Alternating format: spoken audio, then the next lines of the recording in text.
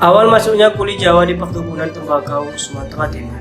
Masuknya orang-orang Jawa ke Sumatera Timur salah satunya dikarenakan dilaksanakannya politik etis oleh pemerintahan kolonial Belanda. Salah satunya yaitu migrasi, tetapi hal ini disalahgunakan oleh oknum-oknum yang membutuhkan kuli untuk mengurus perkebunan. Awal kedatangan kuli di Pulau Jawa di Sumatera Timur dimulai pada tahun 1884 ketika dimulainya pembukaan perkebunan di Sumatera Timur.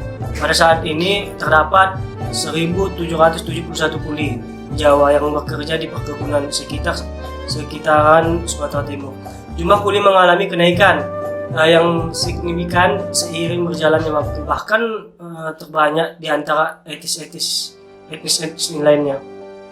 Beberapa faktor yang mempengaruhi kedatangan kuli Jawa di perkebunan Sumatera Timur adalah para orang Jawa ini dapat digaji dengan gaji yang rendah dibandingkan dengan kuli lainnya.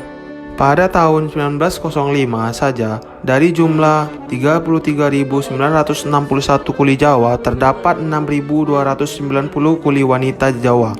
6 jadi para pekerja yang didatangkan dari Jawa tidak hanya pekerja laki-laki saja, tetapi pekerja perempuan juga didatangkan dari Pulau Jawa. Liberalisasi ekonomi yang terjadi pada awal abad ke-20 di Padang sebagai kunci menuju kemakmuran oleh pemerintahan kolonial Hindia Belanda, di mana konsentrasi terbesar terletak di Sumatera Timur. Terdapat berbagai perkebunan seperti tembakau dan karet. Semakin padatnya Pulau Jawa akan penduduk dan kemiskinan yang menjajalkan membuat pemerintah kolonial Hindia Belanda bersikap toleran dengan pengiriman jasa tenaga kerja dari Kepulauan Jawa ke Sumatera Timur. Hal tersebut dikarenakan Jawa merupakan salah satu pengirim kuli terbanyak untuk perkebunan Sumatera Timur. Pada pengertian abad 19 ke-20 saja, jumlah kuli yang diangkut ke Sumatera Timur sekitar 7.000 orang per tahunnya. Bahkan setelah kolonial Hindia Belanda, kebanyakan dari mereka lebih memilih menetap di Sumatera Timur saja.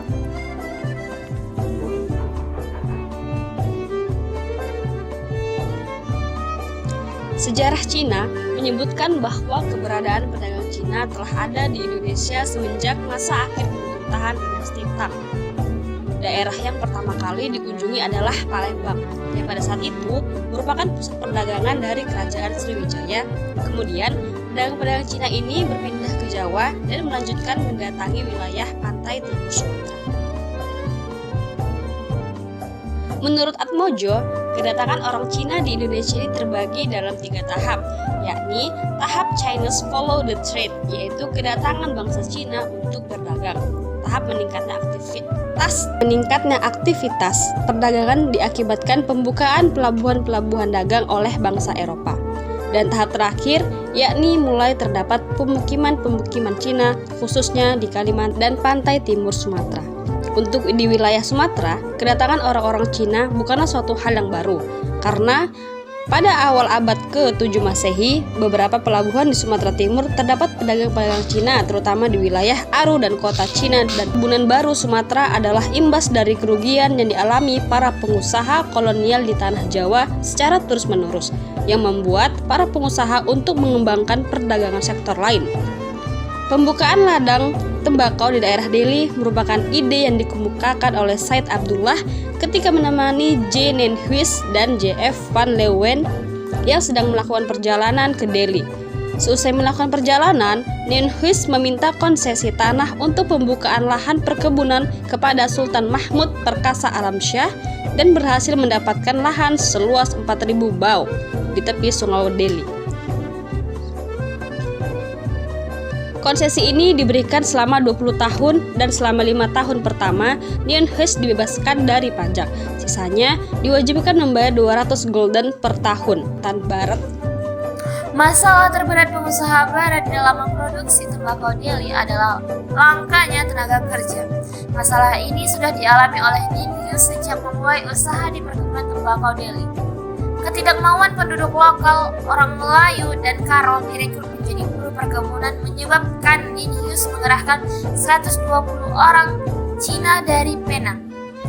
Pengerahan jumlah kuli Cina terus berlanjut secara besar-besaran sampai akhir abad ke-19.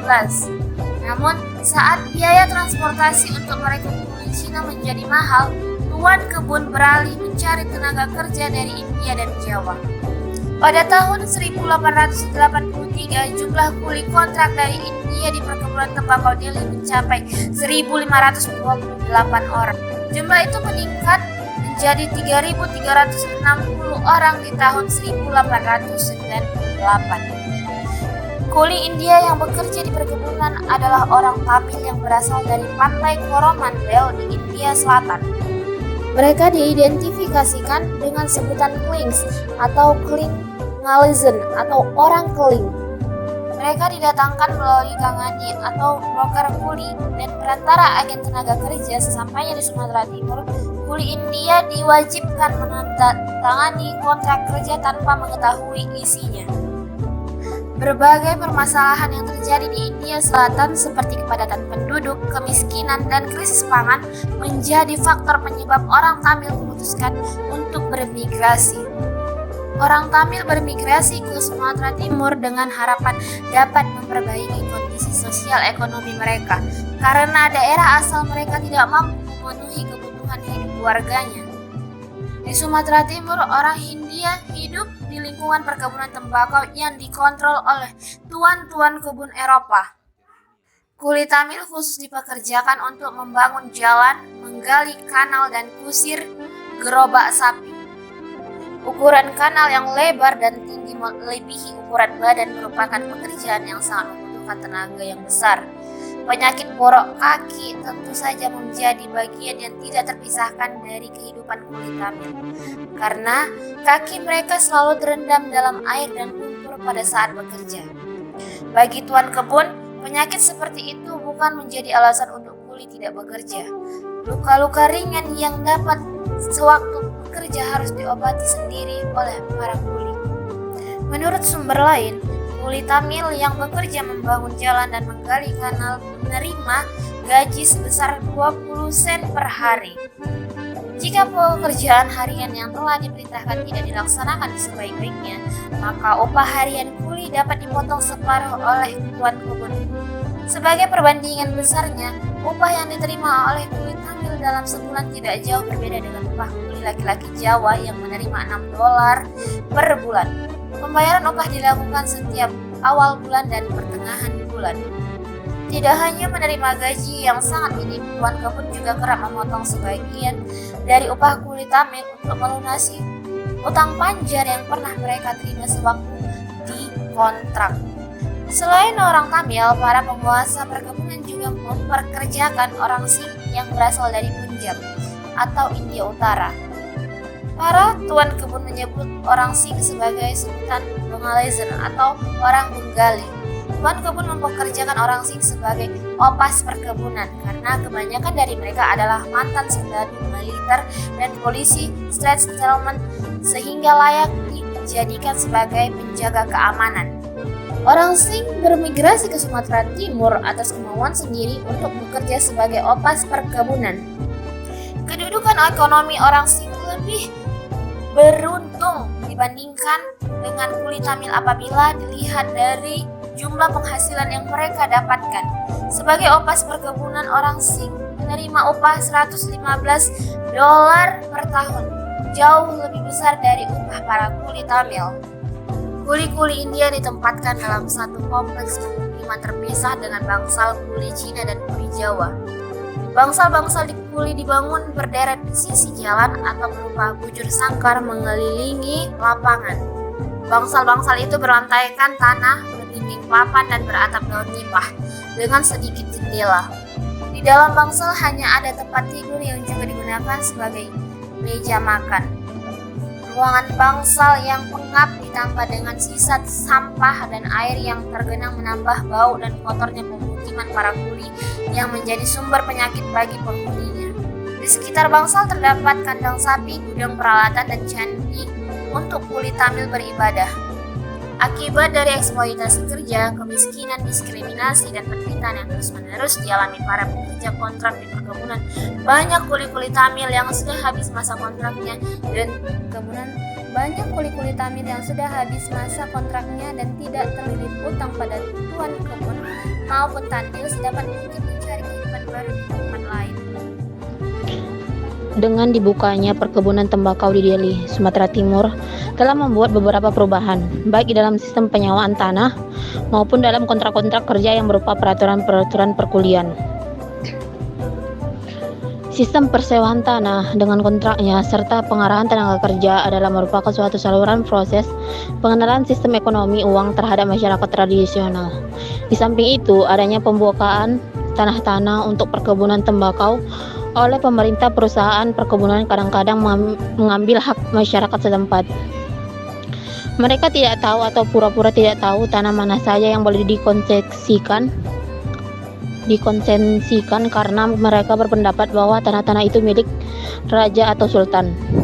Sehingga para raja atau sultan boleh menyewakannya kepada siapa saja tanpa harus dimusyawarahkan dulu dengan pejabat-pejabat kesultanan lainnya, seperti datuk atau penghulu.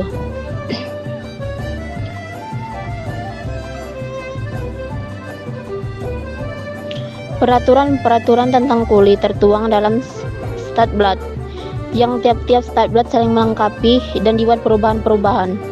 Perubahan-perubahan itu berguna bagi kepentingan kuli maupun pengusaha.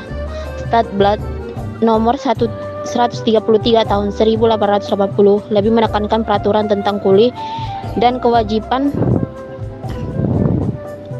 pengusaha dan pekerja yang berasal dari tempat lain, sedangkan pekerja dari penduduk setempat tidak dibicarakan karena memang tidak adanya masyarakat di daerah itu yang bersedia bekerja di perkebunan, dan kalaupun ada hanya sedikit sekali. Dalam Statblad nomor 540 tahun 1911 merupakan pelengkap dari Statblad sebelumnya. Peraturan kuli dalam Statblad ini mencantumkan kebebasan untuk menerima tenaga kuli dan setiap kontrak harus secara tertulis yang kemudian dilaporkan kepada kepala pemerintah wilayah. Selain itu, bila mana upah kuli yang disepakati tidak ada penambahan lebih lanjut kecuali yang ditetapkan dalam kontrak, tetapi para kuli yang buat masalah, maka kuli itu akan diatur dituntut di tempat pengadilan. Ini dimaksudkan demi kepentingan perusahaan perkebunan agar bekerja keras antar kuli dan pengusaha dapat berjalan dengan baik sehingga tidak ada dirugikan. Selain itu, penambahan ditunjukkan terhadap hak dan kewajiban pengusaha. Umpamanya dalam hal pemutusan hubungan kerja dengan alasan kuli yang sudah tidak cocok lagi bagi pekerja di perkebunan itu, atau dengan meninggalnya kuli. Sedangkan Statblad nomor 421 tahun 1915 berisi aturan tentang hak dan kewajiban dari pekerja pribumi yang dipersamakan dengan pekerja dari wilayah lainnya. Dalam Statblad ini ditambahkan tentang peraturan-peraturan pada perusahaan kereta api dan tram untuk transportasi.